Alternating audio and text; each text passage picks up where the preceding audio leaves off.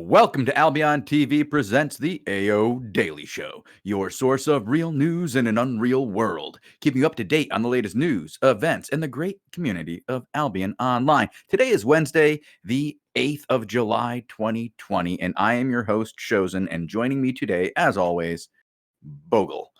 Hello, Whew. hello. You're back, Bogul. I suppose, huh? Yeah, I'm not going to be back for long, guys. For anybody who was watching the last show, you know that I just kind of like disappeared mid-sentence. Well, that was because my power went out, and since then it's gone off again.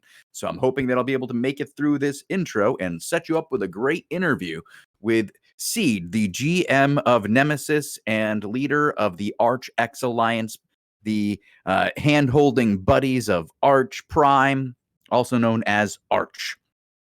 So yeah, we're going to set up that interview, but I'm also going to set up some Mootbot. Now, here's a little bit of a bit of information you guys have to be aware of. You need to still whisper me if you are pulled by Mootbot. I won't be here to answer you right now. I cannot say, hey, I got your tell. Thanks, buddy. But I'm still going to get it if you whisper me. So if Mootbot pulls your name, just like it did Red Relief just a little while ago, you still go ahead and whisper Shozen. Like, let me go ahead and type my name in chat and say hi and whisper me.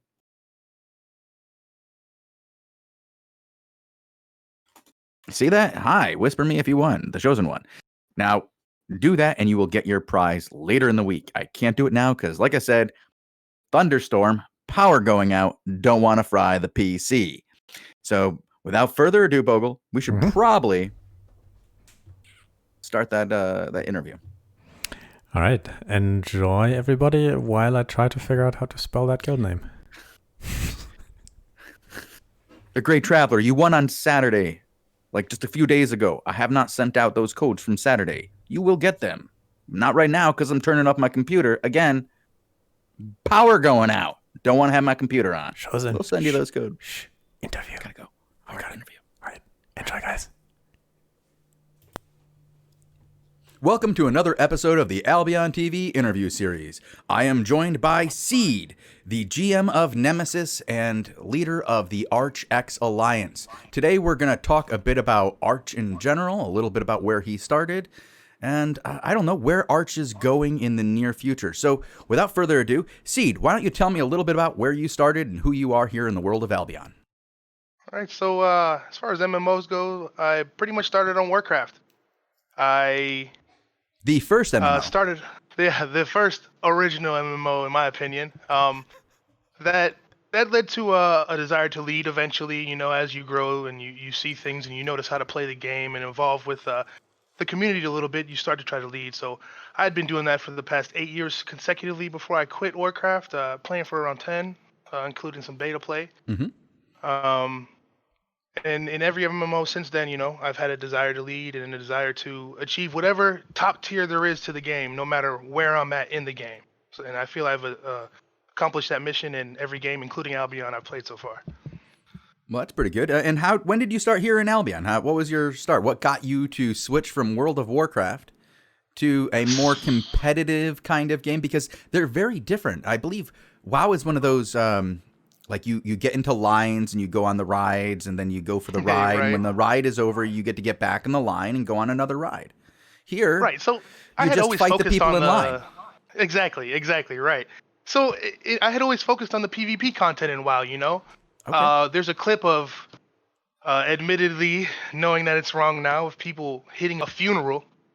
And I was there for that. You know, it's always been a bloodlust that hasn't been satiated for me in predominant PvE games like that, because I'm a fighting game player. I'm a tournament level Tekken player, and I desire that combat, that end all be all, winner takes all type of combat. And to have a full loot MMO game give that to me, there was a no brainer when I heard about the game. Granted, the graphics were, you know, a little underwhelming what I'm used to, but in the microcosm of things, I understand that need for that at that time, you know. So one day, my friend, who I'm real close with, named Warbucks, he said, "Hey, man, I'm going to switch to Albion." And we went through some things. Our first guild was called Bloodbath and Beyond. It was I like that. That's pretty good. Bloodbath and Beyond.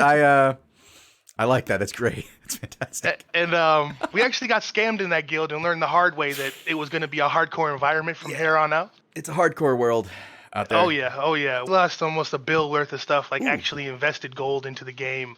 And at that time, that wasn't anything to shake a stick at. Well, even now, unless you're in one of those high tier guilds, $1 billion silver that's a lot of loot. Right.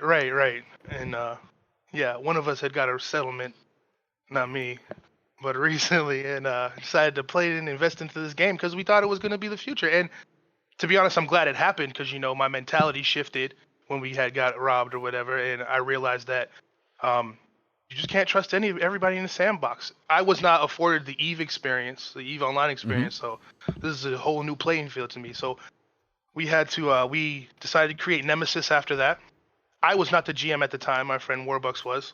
He had decided to quit the game because he just couldn't recruit from what had happened, Yeah, it's, especially if you invest in heavily with real life and you then put your time into something like this. This is something that in this game, you can spend months of effort and see it wiped out in a single theft. And real fast. Yeah. Real fast, right.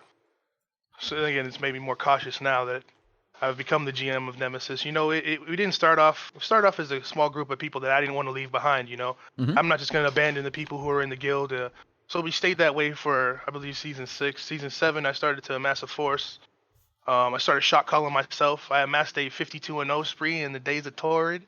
Nice. Which is kind of impressive considering who we were fighting against at the time. Who were you fighting? Oh, everybody. That was right before the Daddy Alliance. Oh, that was the time. That was. And everybody joined up in the Daddy coalition to go against Money Guild, yeah.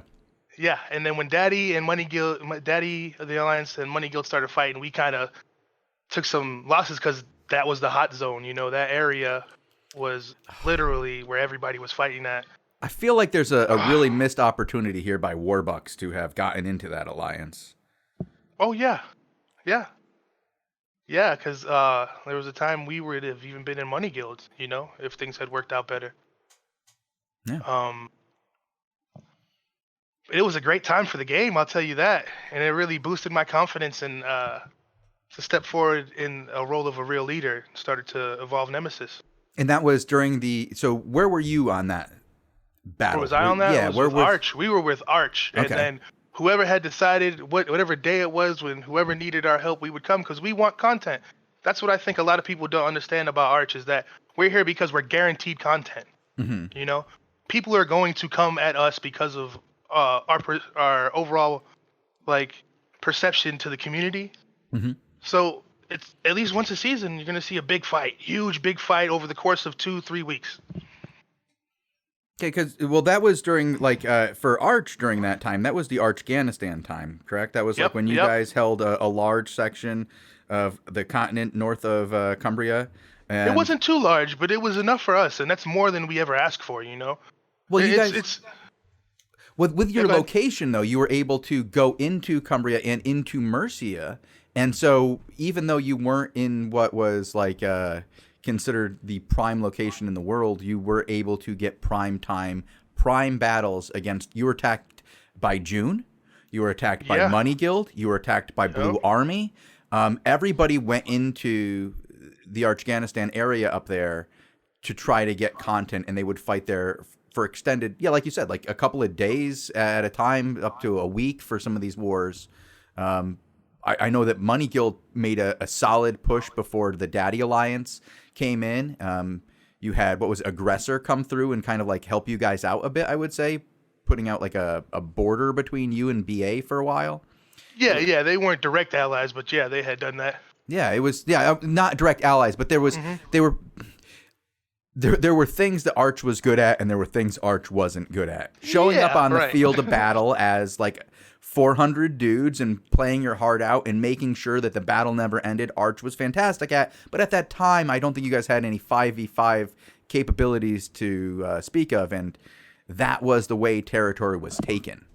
Yeah, and that was the weakness of Arch, and everybody knew it. If you got through and you pressed on our territory, we were going to lose it. If you got that launch off for a GVG, it was over. Okay, we had maybe a 5% chance, so the battles on the field meant everything. Literally, the best time of my life is when Money Guild and Blue Army both tried to push on Torrid at the same time, and we're fighting everybody, and everybody's fighting everybody. The essence of the game was amazing then because it was centralized in those locations, I feel like. Well, I think that was the prime location for content. Now you see people going to do those faction fights. Like I was just talking to Bob Freeze, who says he'll go into the faction fight Discord and just try to round up anybody, pick a city, and then they just go, right? And that's what people would do with Torrid. People would just go, hey guys, we have 30 people online, not really any content right now. Let's go invade Arch. Yep, 9 times out of 10, they knew Arch was going to respond. Mm-hmm. Absolutely. You guys were already there and in the 3 zones next to it. I mean, I always felt like during that time of the continent, Arch was one of the few alliances that actually lived in its home right there. Like along with Conflict, of course, would live out of its home. But as an entire alliance, you could go to the area around Torrid, and it was always full of Arch. Whether they were ganking, whether they were gathering, whether they were dungeon crawling, whatever it was, you guys were living there. And that was something cool. So you said you guys started around there to grow into a bigger guild, and that's when you started doing the shot calling. You said you had, earlier when we were talking, you had said you had beaten Blue Army a few times and maybe pushed them out of the area? Yeah, I mean, if you look, Blue Army went to Anglia, right, at one point in that season. It was because, it wasn't, maybe not directly because of us, but we were beating everybody at one point. We had shot callers like myself, Lintlicker, Crack, who were putting in a lot of work at the time and really were like making people hesitant to engage Arch. Like when Arch wins a castle fight, I mean, what's going on in the world, right? I mean, well, here's the thing. Arch got a lot of crap early on in Arch's history for being the low-tier guild. But by that time, by the Daddy season, I feel like Arch had already gotten out of that mode. Like you were seeing the 8.1s, you were seeing crazy people with the 8.2s, 8.3s during ZVZs for no reason. And it's like they almost went the opposite way with some of these guys who just don't understand the value of gear. Arch is weird that way, but I see no reason why with the amount of manpower that you guys had during that time and the way that zones were taking at that time without the cluster queue at the time, and you just have to get the people into the zone, how anybody could beat you. You guys had, I think you were at the 4,000, 5,000 mark as an alliance back then. Right. Very, very competitive.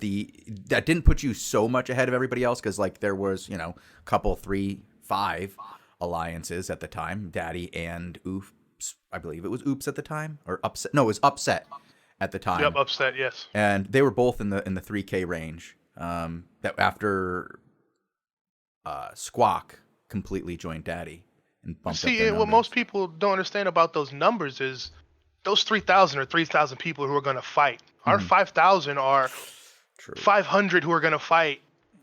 200 guilds who are fame farmers, like things of that nature. We weren't really a force. We had attracted a force through our efforts, I felt like, in that season. And once we had those, once people were cultivated, you started to see us do a lot better.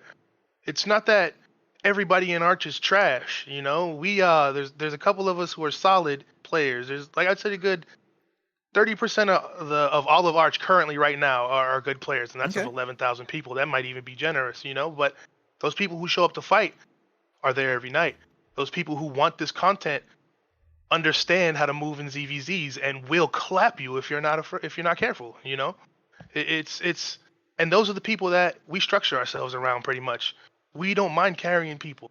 We don't mind having those extra people who want this experience because, hey, I was brought up from nothing here in Arch. I'm a product of Arch. My whole career in Albion has been in Arch. I started off nobody. My first ZVZ, they were like, sure, let's get you some tomes. We're going to get you this gear, and we're going to put you right in. That's day 3 for me in Albion. Really? Right? You started ZVZing day 3? I was Black Zone day 1. That's awesome. And so Arch afforded us that experience. Tell me that story. How did you get to the Black Zone on day 1? Because I think that's a story right there. Okay. Warbucks, yeah. So he was like, all right. He had been playing for I had been playing for like maybe a week and a half now, so he had already figured out like the tome system and things. So he got me and he bought me. I don't know now how many tomes it was, but I was able to do tier 6 and everything that I had. And right from there, we started to go out ganking, and I was fire. I've unspec'd fire since then, because but I was fire, and ganking and not dying for the first month of Albion was a huge achievement to me. Wait, you didn't Let die alone for the first month? I didn't die for my first month of playing Albion. It's literally on. I have a video of it literally, and my achievement shows it, right? In ZVZs, with Arch, you're bound to die, and I had like a total coward mentality at that time. Like, because you're a ganker. So, right, because my first experience was to be a ganker, so I would be on the edge and burn somebody and run away. I heard commands called, I didn't understand them. So pretty much my first month in Arch is a experience of learning, and actually wanting to engage more in ZVZs and be part of the solution rather than the problem. And then I died one day, a reset day, fair enough. That'll happen. With the glorious lint liquor calling for me. And it was the greatest experience I had. I went and I dropped my first huge brimstone. I took a fourth of the HP from like 9 people, and that was the most I ever hit. And we had went from there, and I was like, this is awesome. I need to understand how to do this. I need to understand how to change. And so I reached out to people in our community in Arch, and they taught me everything I needed to know, even if I didn't want to know it. Like it was the criticism and the encouragement was there at the same time. Well, that's good. So you need that. It's really a weird community to be a part of when you start in the bottom of Arch and you actually devote yourself to the system, and then give back eventually too, because I feel that's what I do now more than anything. Well, it sounds like you give back quite a bit. I was watching one of your videos. I hate to move forward a little bit, but that's fine. But I was watching a video from 8 days ago. You recently left Arch. I did leave Arch, right? And then you killed a bunch of Arch. Yep. So it sounded like you guys were bloodthirsty to murder Arch.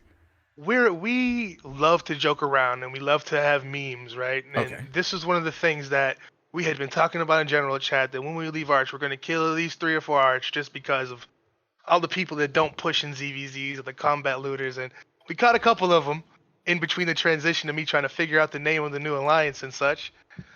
But it was always a meme because I'm not going to leave Arch. I'll never leave Arch. Be it Gluttony kicking me out is the only way that I'm going to leave Arch, Okay. When we knew we were going to do it, a lot of people didn't know. So we memed about it. I got a lot of attraction on my Twitter that night. So win-win. Good. Excellent. So, yeah, what was that about then? Why did you leave, though? Tell us a little bit about that and how you didn't actually end up leaving Arch. You did what a lot of people are doing and making a sub-alliance so that you can get around some of the mechanics. The sub-alliance mentality right now has been brought above by the debuff system, right, and the cluster queue system currently in place. There's really no way around it. Arch loves to stick together. We don't like to have these separate alliances. It's against the spirit of Arch, We all have places to play. We have 1,000 people to play with at any time during the day, and we like to keep it that way. But we decided that we need to fight fire with fire. We're being pushed on by a giant coalition that if I actually did show you the list of the amount of people who were attacking us daily, it would be impressive that we've held off this long, So we decided that we needed the debuff to abuse debuff, abuse cluster queue, and I hate saying that word abuse, but let's call it what it is. All these big guilds and alliances are doing it right now, right? Mm-hmm. That's why you have memes about people being the best solo guild in the game. Well, they have been. If you go historically, starting right. 22 those years ago when they started, you got to go all the way back to the beginning. So the idea was with Gluttony that I finally got approved by him was to create Arch X. Since then we've been wrecking in our area. I have tons of new clips beating the best guilds in the world, so I'm happy. We took a close fight versus Elevate on Fame. You know, maybe not kill count, but we took the fame dub. Okay. Wink Momono. But we've totally been reinvigorated in our passion for the game because of it. And it sucks that we had to break off and be a different entity from Arch to get this feeling, you know? Well, if that, I hate to see people having to do something like that, but I understand that the entire point that it was put in was to kind of split you guys up at the first place, but it's not splitting anybody up. It's only splitting you up in battle. I have mixed feelings on that, but if it's working for you now, and like, I don't like calling it an abuse. Bogul always gets me on. He's like, stop, it's politics. It's politics. I go, but what about when an alliance literally breaks itself apart? Like they were an alliance, and the only reason they're breaking apart isn't because they're concerned with the other mechanics, like the tower mechanics. They're concerned with the debuff inside the zone itself.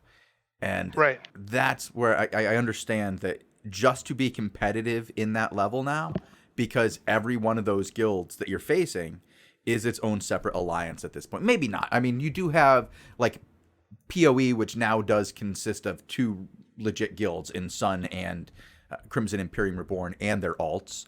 But even they have allies. But all their allies are in other, like they're in all the other different versions of the PoE alliance. And they do that for the same reason that you guys are doing it, to get the advantage on the debuff. Though I believe they also have like a tower debuff going pretty hard for some of those guys. As you know, they do collect a mighty amount of territory over there. Right. Correct. But as we were saying here, so you guys broke apart. Now you're having some victories. Who are you facing here? You kind of alluded to like the entire server attacking you. I'm under the impression that's not the case. At least half of the server is fighting against the Partnership of Equals and the alliance that they've created for the Rental Empire. Well, I can tell you who's pushing on us right now. You know what I mean? Like, who's doing that? I see what's in front of me. We have Last Warn. We have Last Warn 2. Okay. You have everything. You have Now. You have Take Care. You have the Russian Dysphoria. You have Midnight Walkers. You have Crux del Sur. You have Last Worm. You have OMA. You have WWE Alliance. Valhalla GT's Alliance. Samba. TFU. Gucci Gamers Toxic. SAGG. Black Forge Orcs. And then all those people have like non-ZVZ agreements. Non-aggression agreements and ZVZs with other people in our area who are not engaged in the fight currently in the area. So, I mean, you literally have a giant... For instance, last night in Torrid, in GMK, there was 450 enemies versus 250 Arch in that zone over the course of 45 minutes. Wow. Right? You guys got to get more of those lesser Arch guilds to start showing up to these CTAs. And I agree with you. 100%. But again, those people need... there's not a forced element in Arch. Yeah, I understand that there's no you gotta give them some kind of carrot. They're not a stick alliance. Right. You know what works as a good carrot? Victory. And I heard that you just got a victory the other day. Maybe more people will show up after getting a few victories. That might be the ball that gets things rolling in the right direction. Once you can show, hey, Arch gets these victories. Arch gets the loot, if you will. I know how much Arch players love to battle loot. If you can show them that there's loot to pick up in these battles, show them a few videos. Show them what 9 people look like dying under a brimstone. Oh, we do. Like my guild specifically, the guilds that are in Arch X, we push until it's done. We don't loot till it's over. You know, and I think that's how it has to be. Now, I can't say the same for Arch. Do you allow your guys to bring bags? Yeah. Oh my God, we're disciplined. We're disciplined. Watch some streams from us sometimes. You know, like we're a disciplined group of people so far, as disciplined as Arch can be. Let's be honest. But yeah. And now there's people in Arch who have that same mentality who push though. I guess we're feeding our alliance pretty much. You know, that's pretty much what it is. People who stay in the back, they loot. People who push, they're there for glory, not for the silver. Yeah, I hear you. That's something you don't want to see, is like your alliance mates picking up your loot. That's never. Do you have all your gear made by like the same group of people so you can tell what's yours? Sorta, Yeah. kinda. Yeah, we actually have a regear system in Nemesis. Oh, that That works. Most guilds at this point have to have a regear system. and I feel the same way. We're at the beginning stages of it, working it out, and it's difficult. I'm not gonna lie. It's a hit on the pocket, especially for a smaller guild who wants to be competitive late game PvP. Mm-hmm. It's kind of rough. Well, a lot of it had been balanced out by the fact that you would try to win. But now with Right. the new changes, trash system. yeah, the trash system, it makes it a lot harder. It's not. What have as you easy. done? I'm sorry. Hey, I didn't do Give it, us man. a salute, please. It's much different now. I have heard stories that the loot has gone down, and now the big money is from, once again, you got to have territories. Cities are a big deal, but the territories are, once again, I'm hearing, the big provider of the silver, whether it's through the actual gains of the territories themselves or through the gains of renting and farming. Yep, that's the big way right now, in my opinion. Yeah. So what's going on with you guys going forward as this army of yours is getting larger and it's becoming quite, like, I've heard that the numbers of Arch are once again increasing. I've heard some crazy numbers like 1,500 or 15,000 people are currently involved in Arch in some way or another. Right. Is that true? Yeah, I think I'm pretty sure that may be an accurate representation over all of our, between Arch 4, which is our Russian division, Arch, and then Arch X as well. I think that's a accurate number, around 14,000. Okay. And so, but a lot of them aren't PvP. Yeah, a ton of them aren't PvP. A ton of them are inactive too, as well. Like, let's be honest, you take in all these guilds, and they've been in there for over 6 months. Chances are half of their guild roster is inactive. It's time for Gluttony to hit that purge button again, is what you're saying. Yeah, I agree. But out of those people, will come decent players. And then once they become better players, they'll either stay in the Arch system or they'll move on. And we'll donate those people to the rest of the world, essentially, they'll become great. Like, there's so many people who are ex-Arch that grew up in the system that are elsewhere making this game great and entertaining for people, That's 100% true. Absolutely. I've seen a lot of people do some good things in there. Arch is a great place for people to start. Well, I shouldn't say, there are guilds in Arch that, because of their association with the Alliance, are good places to start. Not every Arch guild is a good place to start. I'll put it that way. But you have, and that's because of the huge number that you have. But there are many really good ones that will provide you a place to start the game, like you did. Get into the black zone, maybe not from day one, but like in that first month, to get you out there and competitive in these EVZs if that's what you want to do. And it sounds like what your next step is to teach some of these 1,500 members of Arch how to become warriors instead of loot gatherers. Oh, like I said, I've been in Arch for a year. Serious about it for probably 9 months straight. We've been nurturing those warriors. We've been turning them out, and we're going to continue to do that, because without Arch, the game is over, in my opinion. You don't say Arch was to disappear tomorrow, right? There would be no safe PvP element for a predominant amount of people in this game, and they would leave the game. Because let's be honest, I know so many people who only play this game for PvE, surprisingly. It's true. There's a ton of them. Right. And instead of directing these solo dungeons and these corrupted dungeons that are going to be coming out, which I think are awesome, you have Arch providing that that content on a group level, Mm-hmm. And if Arch isn't there, that safe haven for them is gone.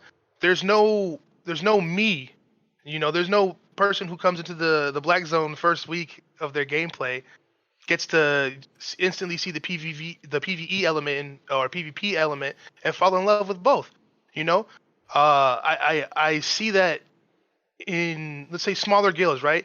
They exist, but they're still bullied. Like, if it was just the 3 big alliances in the game right now, let's say, for instance, Last War in Blue Army and then PoE, right? Say if that's all that existed throughout the world, right? They're more focused on a hardcore element. I don't feel like they would be focused on nurturing players from the ground up and then having them leave easily.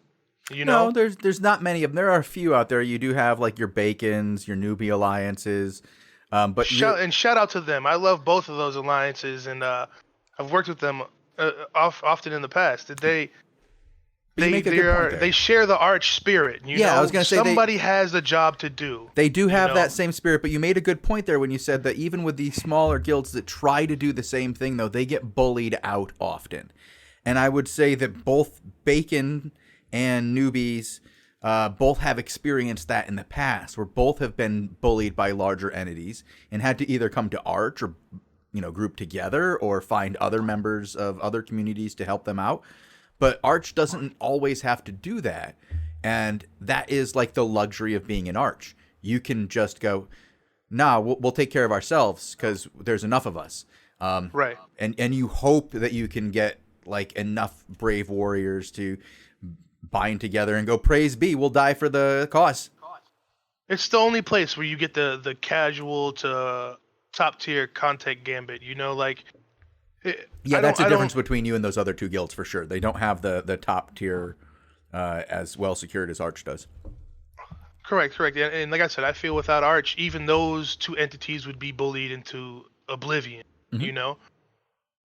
So it's a situation of, do you mind teaching? Do you mind having people not be on top of their stuff 100% of the time? And I really feel like that's the spirit that Arch embodies. Like, come casually play, come seriously play. You come in, you show face in our community, we're gonna help you out. Well, that's good. That's probably a good selling point right there. Faith in the community, get yourself re-geared, go out, have some battles, come out on the first day, get into the black zone, we re-gear you, we have content, we fight together, we do PvE, we do PvP, we don't have to go get somebody else for help, we help out the smaller groups. That's a pretty good sales pitch right there. And I can see how people could see that as like the bane of the community as well, though, but because they want to be on top and not being on top of everything is a problem for some people. Okay. So I understand the anti-Arch mentality. Yeah, we're a bunch of crap, Well, I think you guys have gotten a little less crappy over time, but yeah, it's still crap. Yeah, and that's with the evolution of any group that exists. We evolve, we adapt, we overcome. That is humanity. So again, I feel that the rhetoric of Arch is misunderstood. Like we're here for a reason, and we're really doing the most for the game as far as any alliance in the game, as far as nurturing new players and making the game accessible to new players. Well, that's good to hear. I have been trying my hardest to help out new players as often as I can and get them into groups and start them off on the right foot, if you will. Get them out of the crossroads, get into the cities, try to get some action out there, get some experience in the world. But it's good to hear that there are more hardcore groups going out there and doing it too, and not just getting people into dungeons for fame farms, but saying, no, we got to go out and do something real. You got to put on the gear and strap up, and we're going to go take on the enemies. They're showing up here soon. They always do, right around this time. Yep. Every day. Yeah, that's the thing. With Albion, it is every day. You do not get a break. You have that time slot where they're coming, and they're going to be there, and you've got to defend it. And for a lot of people, that is too much. But sometimes that's exactly what you need as well. Just knowing that every day, no matter what, at this particular time and this particular time, there will be content. It'll be the content that you like. And you might not win every time, but you'll win enough that you won't lose what you have. And by lose what you have, I mean that home, that community, that group that you can go out with every day, the ability to fame farm, the ability to go out there and gather. You guys have that. You maintain it by keeping your home. And not every guild or alliance can do that. Even if we lose our home, Arch doesn't die. Like, even if all of our territories were taken from us currently, right now, while we're under siege, or in the future, there are mechanisms in place for us to be anywhere on the map that we want to be. And if you want to unleash Arch into the rest of the world, just take our stuff. Uh-oh. Well, we have been Arch notaries before, I gotta say, the game gets more fun then. Yeah, no. I gotta say, keeping you guys penned in a corner is probably the best thing for Arch. I mean, not for Arch, but for the rest of the world. If they It get Arch is. everywhere, then there will be no portals that are safe. That's correct, especially with the Roads of Albion coming out. I'm looking Right? forward to that. Um, Arch is going to be on the other side of the world in an instant. What are you going to do? Well, there'll be 20 guys from Arch on the other side of the world in an instant. Yeah, still there to disrupt, there to do whatever we want at multiple places at once, hopefully. Is that a thing you guys are looking forward to for Arch? Because I know Arch as an alliance is really full of a lot of smaller tier guilds. There are like a lot of guilds in the sub 100 player level where they could really excel in these roads. Are you going to push some of these guilds to try to get their own home plots and try to do things on their own and while still being part of the alliance? I know 100% my guild will do that, right? And we will still function as part of the alliance. Now, it's going to be inevitable. Think about how many people we have, right? You had just alluded to the almost 15,000 person alliance. Of course we're going to have people there. Of course. Because there's plenty of land to go around, but even if that land isn't accessible, guess what? A whole new sort of dimension is. So when you have that many people, our reach is going to further extend. And I don't know if this is the best thought out thing if if you don't want Arch to be a problem everywhere, to be honest. Like I don't think Arch has ever been a problem anywhere, to be honest. If those 15,000 men were like the 300 brave men of BA, for example, then we'd have a problem. Right. Well, I'm more speaking on the how they used to zone cap zones or how the cluster queue currently plays out. Like when you stuff X amount of people inside of a Road of Albion, right? Like it's going to be interesting to say the least. Which how the mechanics work. We don't know how easy it's going to be get from area to area, and it very well could be that if you have 15,000 people inside the roads, that you could bring 100 people to a zone in there relatively quickly. But the idea is that because of the connections and how they work, that getting a large group into the same zone would take a large amount of logistical ability, and even then it wouldn't be instance and it would be over a period of time. Correct. And that generally would give people enough warning to deal with the situation, even if they are a smaller group, to just get out of the way. Now, does that mean that they might lose a lot of hideouts like that? Maybe. But I think that, most of the hideout battles that we see in the roads will be of a smaller nature. And I'm wondering, definitely. Like, will these hideouts in the roads be tuned to that smaller nature? Will they be tuned to be weaker so that they can be taken down by 40 or 20 players as opposed to 150 people now? You're an Arch. You've done some hideout takedowns, right? You've taken down a tier 3. Yep. It takes a lot of work to take down a tier 3, doesn't it? Oh yeah, focus the hammers. You can't get hit once. It's like 15 minutes of banging in that 20-minute window. It's not an easy thing to do, and I imagine if we cut those numbers down to 40, that 3 guys with bop helms and that is a very interesting point. Done, So yeah. It may be so you see smaller arch guilds existing in those zones, That's more what I'm alluding to. I feel like the ones that aren't granted territories on the surface will push into those and build their own hideouts there. Like and we'll be more spread out, but I mean, it depends on how the entrances and exits work, right? Right. Where they'll be able to appear at. And if that's the best thing about it, it's going to be random.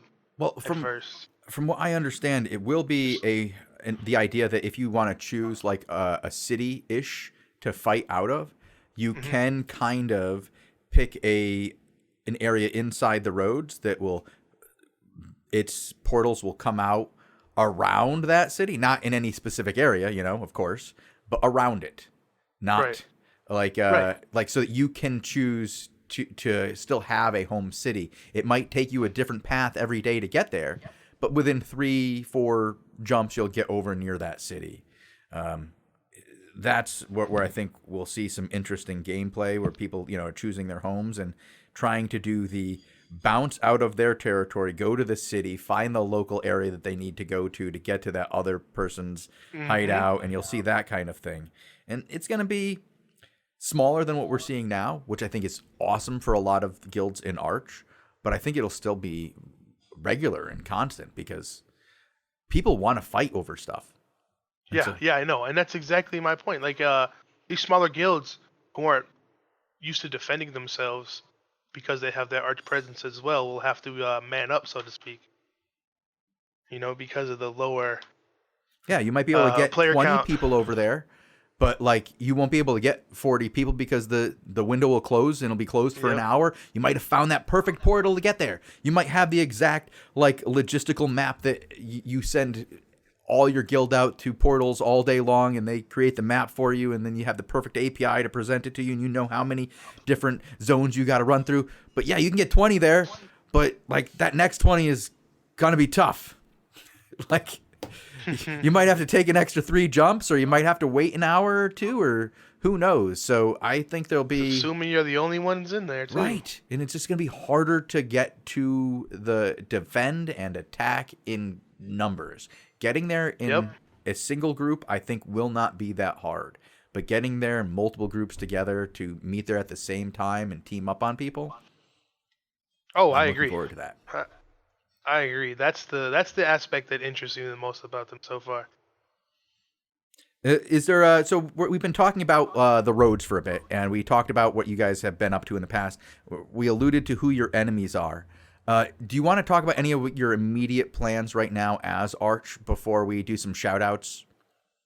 Oh, sure. Well, tonight at 5 UTC, we have the last shield for GMK. It's going to be the biggest fight in Albion this season, probably of last season as well. Really?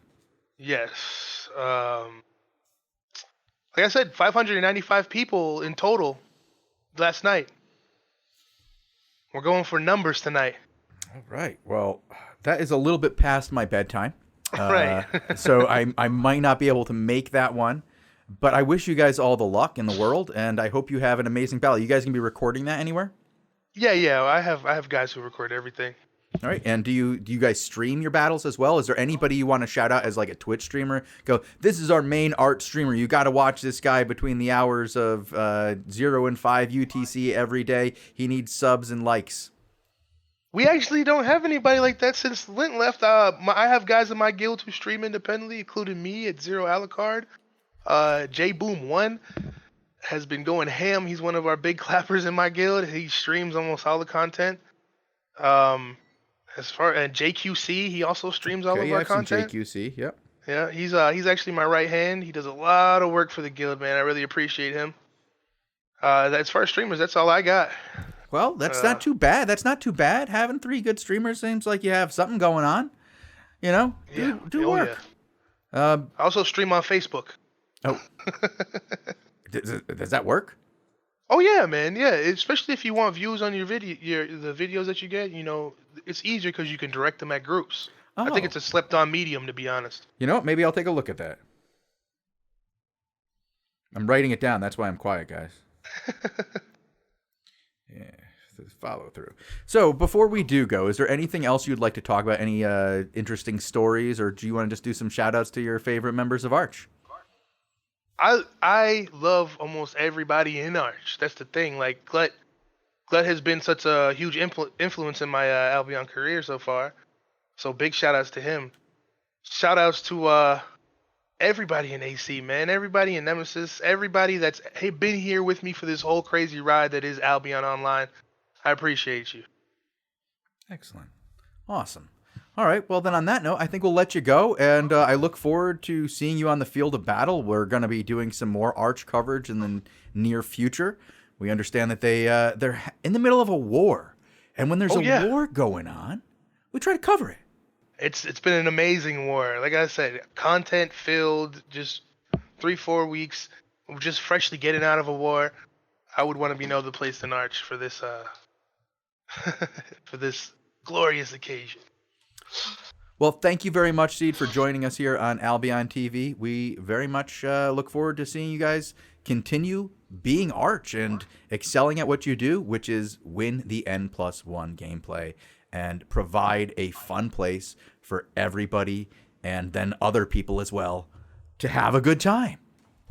Exactly. Hey, make sure you focus your cameras on us on the stream too, because we do put in work.